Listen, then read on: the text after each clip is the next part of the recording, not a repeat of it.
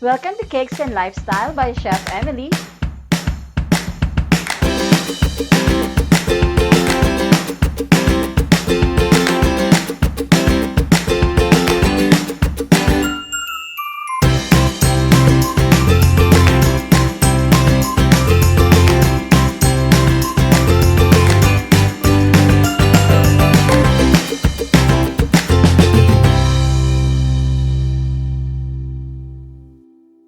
Welcome once more to my YouTube channel. At ito na naman po tayo at magtuturo na naman tayo ng isa na namang recipe na paniguradong magugustuhan ng inyong pamilya.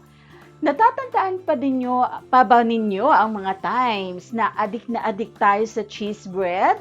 Yan yung mga kabataan ko yan eh. Yan yung nausong-uso yan. Alam mo, bibili kami ng family namin, yung lola ko, yung tita ko, bibili na isang pack, ganyan. And then, baon-baon pa namin yan pagpasok namin sa school, pag pumupunta ako ng college time ko, yan yung aking parang sinasabi natin na merienda ko lagi. So this time, at year 2021, i-introduce ko sa inyo ang isang level up na recipe ng cheese bread na paniguradong magugustuhan ninyo at mapagkakakitaan ninyo ngayong 2021. I-add nyo na ito na yung tatawag natin na add to cart. Pero no, not to cart, add to your pang-negosyo package. So, handa na ba kayo na matutunan ng bagong recipe to? Tara at umpisa na natin.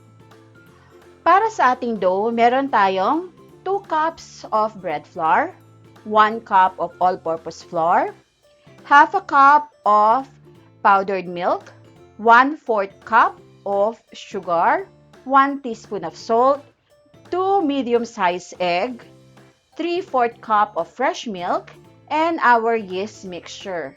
For our yeast mixture, we have 1/4 cup of warm water, 1 tablespoon of sugar, and 1 tablespoon of active yeast. For your yeast, lagi nakasanayan ni Chef Emily, of course, na lagi natin itong i-activate for 5 minutes, making sure na active at alive ang ating yeast.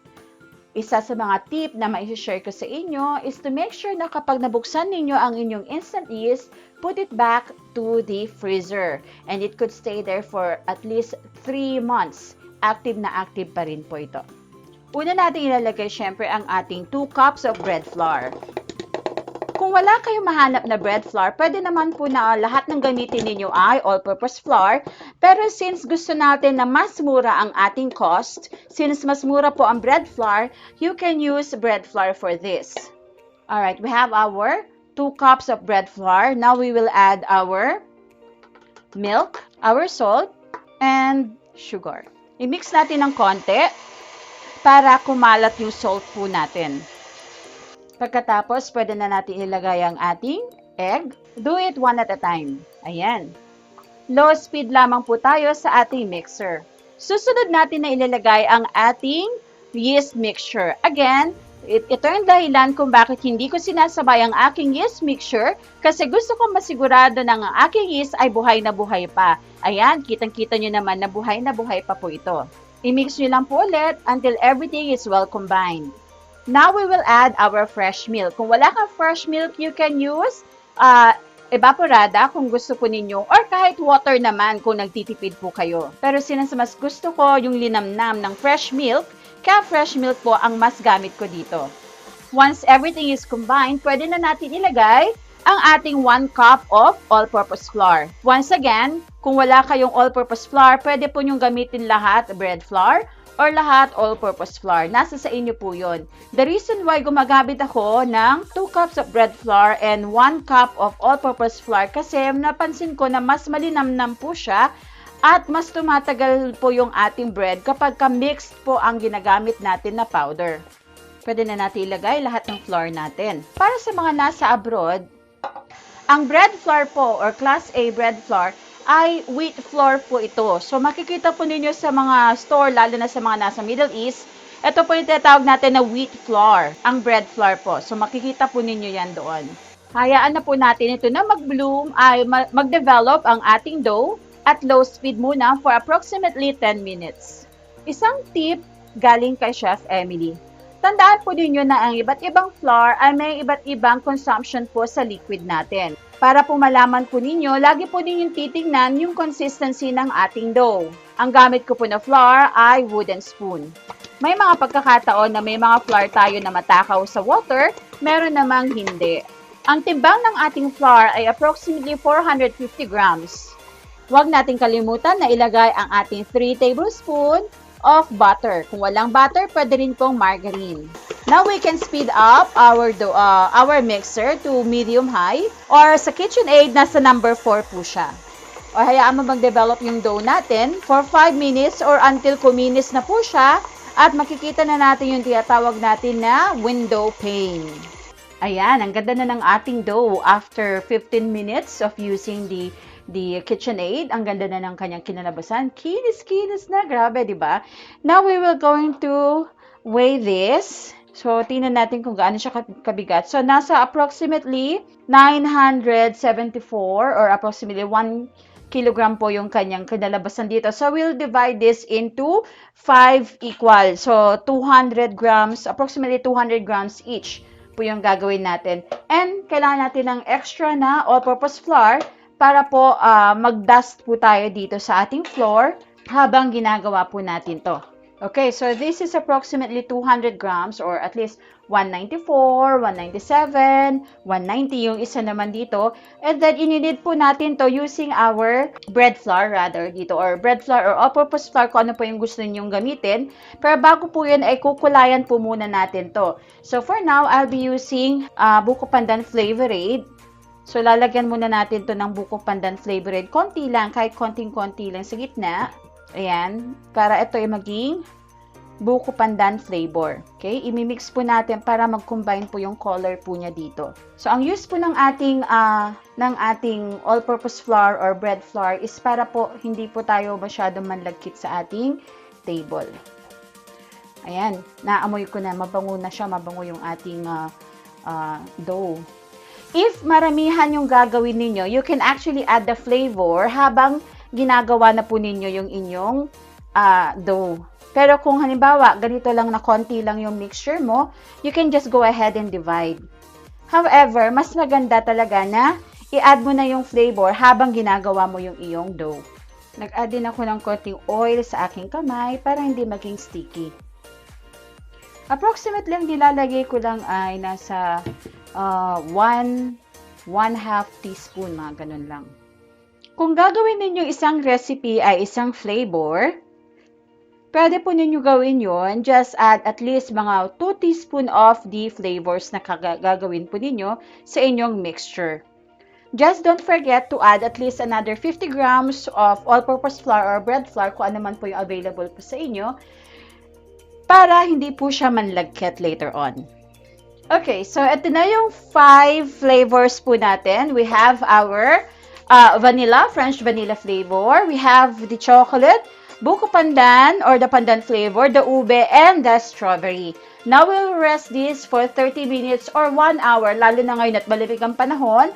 45 minutes to 1 hour po ang ating resting po dito hanggang mag-double yung size niya. And then, we will get back to this and measure po natin sila later on. Para naman sa ating streusel, meron tayo ditong half a cup of sugar, 1 cup of powdered milk, 1 1/4 cup of all-purpose flour, and half a cup of butter. And of course, your choice of half a teaspoon of Flavor Aid or any food color or flavor of your choice. Let's just combine our 1 1/4 cup of all-purpose flour, our 1 cup of powdered milk. Bear Brand po ang gamit ko, pero you can use skim milk or any kind of milk po na gusto po ninyo or available po sa inyo ngayon. Pero since ang Bear Brand po kasi is laging nandyan, so yan ang bibilhin natin. Yan yung madali nating bilhin rather. And then pwede nyo na po siyang kamayin or kung meron po kayong pang yung ginagamit po natin sa paggawa ng pang-smash ng ating butter. But since malambot na po ito, madali na po yan na gawin. Once again, kapag ka ang gagawin mo ay isang recipe, which is this is one recipe of streusel, you can use 2 teaspoon of flavoring or 1 teaspoon, depende kung gaano katapang yung flavor na ilalagay mo. Pero since i-divide natin to into 5 flavors, So, ang gagawin lamang po natin is maglalagay lang tayo ng drops or drops of flavoring for each flavor na gagawin natin ngayong araw na to. Yan. So, naging crumbly na siya. So, from this point, pwede na po kayo mag-add ng vanilla, ng chocolate, buko pandan, or flavoring na gusto po ninyo. Pero since 5 flavors ang gagawin ko sa isang recipe, hahatiin po muna natin to. I-divide natin to into 5 equal parts. So, tansyahan na lang pong ginagawa ko. Pero kung gusto naman po ninyong timbangin, walang problema. So, approximately, siguro mga 1/2 cup each yung hahati-hatiin po natin. So, unahin natin yung pinaka-light ang color. So, that's for the French vanilla. As I've said kanina, few drops lang para malalasahan, maaamoy natin yung vanilla dito sa mixture natin na to. Siguraduhin lang ninyo na maghugas kayo ng kamay bago ninyo umpisahan ang paggawa ng streusel para, syempre, safe at healthy tayo sa ating kinakain. Isunod naman natin ang buko pandan. Paalala ko lang po ulit, kapag isang buong recipe ang gagamitin ninyo, pwede kayo maglagay ng 1 teaspoon to 2 teaspoon, depende po sa tingkad ng kulay or ng flavor na gusto po ninyong gawin sa inyong streusel. Pero dahil sa ito nga po ay hinati-hati ko into 5 equal parts, kaya drops lang po nakikita ninyo, so or approximately nasa half a teaspoon or even 1/4 teaspoon lang po yung gamit ko dito. Sunod naman natin ang strawberry. Alam nyo ba na ang strawberry ang isa sa pinaka-favorite ko na fruits? This is rich in vitamins, vitamin C, at bagay na bagay ito sa mga may sakit. Kasi talaga naman na sabi nilang superfruit daw ang strawberry. Katulad siya ng apple, kiwi, and ang isang nating paborito yung guyabano. So, kaya sarap-sarap tumira sa Baguio. O, diba? Ang ganda na ng kulay ng ating strawberry. Pink na pink. Ako talaga to. Ako ang strawberry. Okay, and then ang ating ube.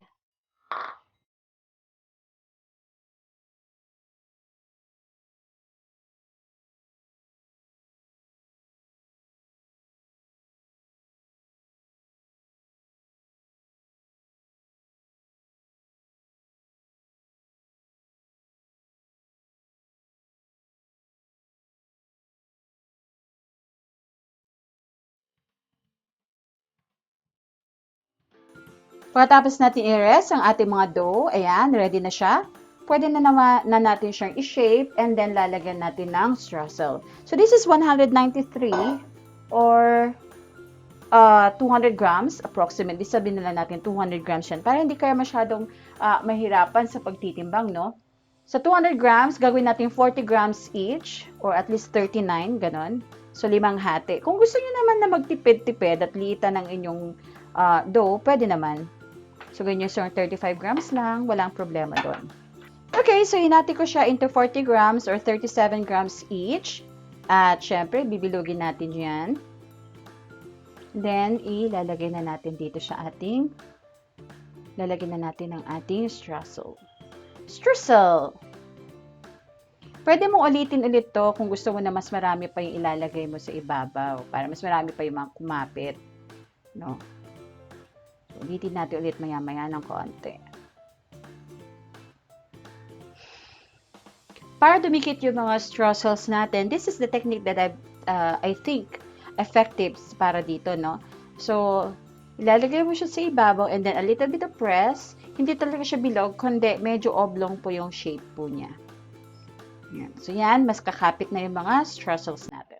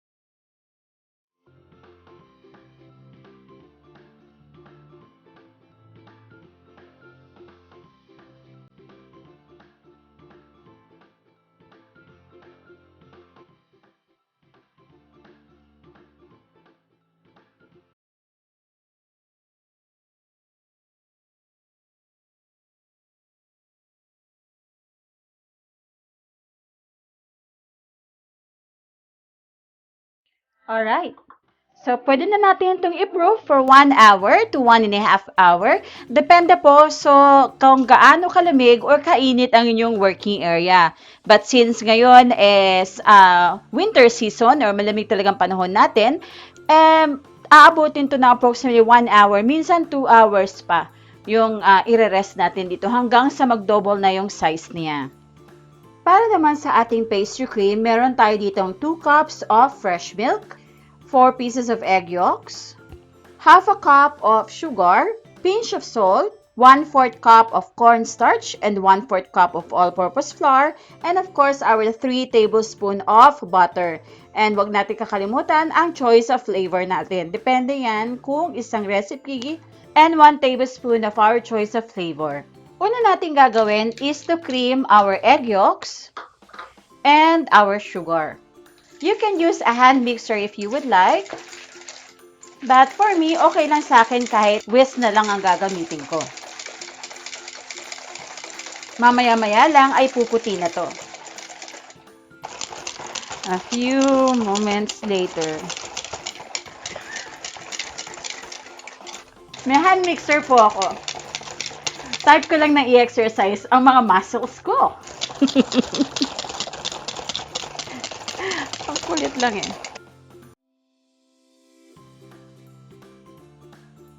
Then, pwede na natin i-add ang ating mga flour mixture. Again, 1/4 cup of cornstarch and 1/4 cup of all-purpose flour. Okay, handa na ang ating egg yolk mixture. Ngayon naman ay pakuluan natin ang ating fresh milk. Pakuluan lamang natin to ng ilang segundo hanggang sa makita na natin na mag-start na magbubble yung mga gilid po niya. Again, wag po natin siyang hayaan na kumulo ng todo, kundi parang simmering lamang po ang gagawin natin sa kanya. Okay, ready na ang ating milk mixture. Ngayon ay ite-temper natin siya sa ating egg yolk. Huwag niyo pong ibubuhos ang agad. Konti lamang po muna para hindi natin maluto yung ating egg yolk. Dahan-dahan lang muna natin siya naihalo dito.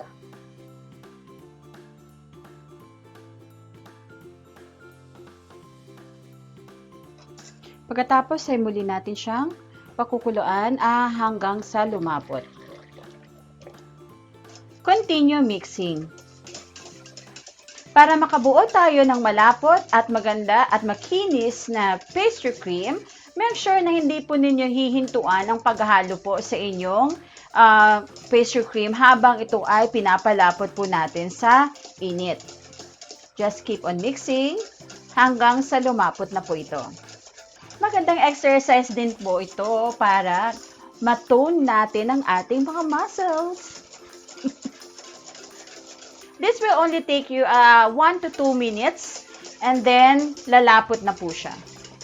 After a few minutes, makikita nyo na po na malapot na po siya at mahirap na po siyang haluin. Yan.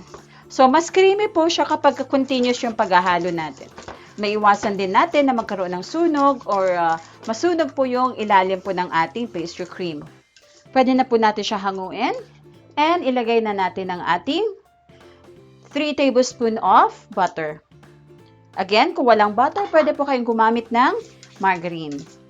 After putting the margarine, pwede niya po ninyong ilagay ang 2 teaspoon po ninyo of flavorings of your choice. However, since hahatiin ko po ito sa 5 mixture, as I've said kanina, drops lamang po ang paglagay ko dito. Or approximately half teaspoon po ang inilalagay ko po. Ayan, ang ganda, ang creamy. See? Wow! Ngayon ay hahatiin na natin siya into 5 equal parts para lagyan din natin ng flavor. Iba-ibang flavor, iba-iba po ang pastry cream na ilalagay po natin sa loob. Alam nyo ba na ang pastry cream natin ito ay lasang Bavarian? Feeling ko nga ito talaga yung nilalagay na feeling sa ating mga favorite donuts. At habang mainit-init pa ay ilalagay na po natin ang ating flavorings.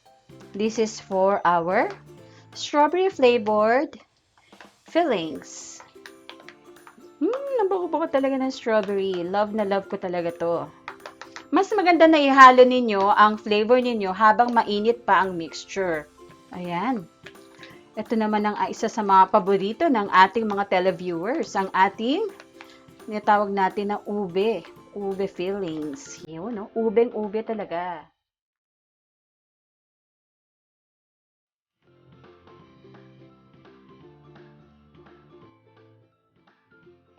Pero ito talagang paborito ko sa lahat, ang French vanilla flavor. Kasi talaga namang humahalimuyak yung amoy niya. Talagang amoy na amoy mo yung natural na vanilla flavor niya. Tadan! Napaka-versatile po ng ating pastry cream recipe na to with the use, of course, of our favorite flavors na available po dito. Kasi you can use na this one as your fillings for any type of breads na gagawin ninyo, even to your donuts. Pwedeng-pwede na po ninyong gamitin ito. So for now, we will have it rested. Tatakpan po muna natin syempre siya ng cling wrap. Nang sa ganon ay hindi po siya magkaroon ng skin sa ibabaw po niya.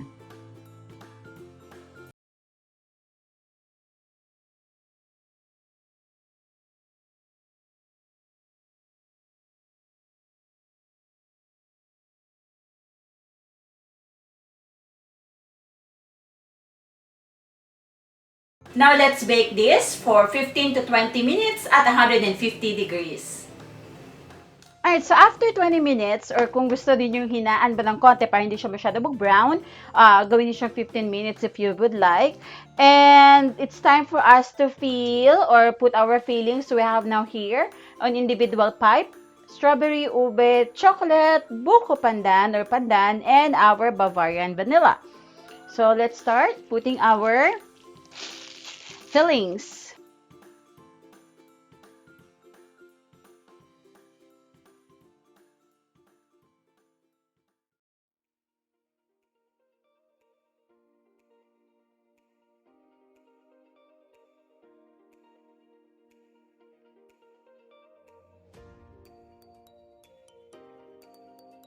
At ito na nga ang ating sosyalera, pinasosyal natin yung cheese bread. Pero since wala naman sa talagang cheese na ginawa dito, however, talaga naman naging level up ang kanyang itsura at ang kanyang lasa, tatawagin na natin to ngayon na Rainbow Strussels Bread. Ayan, bahala na kayo kung kaya ninyong i-pronounce. However, alam ko na kayang-kaya ninyong ubusin ito. Tara, tingnan natin yung loob. Siyempre, hindi mawawala ang ating tikiman time. Ayan, at tingnan na natin kung ano yung itsura niya sa loob. Ayun, wow! Kita niyo naman yan, no? Pink na pink. Siyempre, strawberry ang aking pinili dahil paboritong-paborito ko to. At makikita ninyo malambot ang bread. And tikman na natin. Grabe. Yung tinapay niya, ang sarap. Yung fillings niya, kalasa niya yung mga Bavarian na nabibili natin sa mga donut store, yung flavored. O, diba? Marami na kayong pwede maging option dito sa ating mga fillings na ginawa. At dahil napaka-crunchy ng strussels na ginawa natin, nagbibigay siya ng kakaibang texture. Creamy on the inside, soft and fluffy for the bread, and then crunchy for the toppings natin na strussels. Grabe. Give this a try at alam ko na magugustuhan to ng mga bata. Pwede nyo pambaon, pwede nyo itong pandagdag sa negosyo po ninyo. At syempre, another variety for your bakery shop or bakery store. So, ano pang hinaantay nyo? Tara, umpisahan na natin laklakin ng mga to. At syempre muli, maraming salamat sa lahat ng mga subscriber po natin. Sa mga hindi pa po nagsusubscribe dyan, subscribe na. And we have reached the 25K subscriber. Maraming salamat. Yay! We're 1/4 away to 100,000 subscriber na talaga namang inaasam-asam ko na sana ma-achieve ko na very, very soon. Tulungan nyo naman ako na ma-reach ko to. Okay? So, click the bell button for notifications, subscribe, para lagi kayo updated sa mga new recipes na ginagawa ko po sa inyo. And of course, please follow me at my page, Chef Emily Peralta, and join our community, the Cake Artists and Bakers Network Philippines, for more tutorials, videos, and more learnings na matututunan po ninyo at hindi lamang kayo magkakaroon ng new community, kundi new family out in your baking world. So once again, this is Chef Emily Peralta, and thank you for watching. Bye!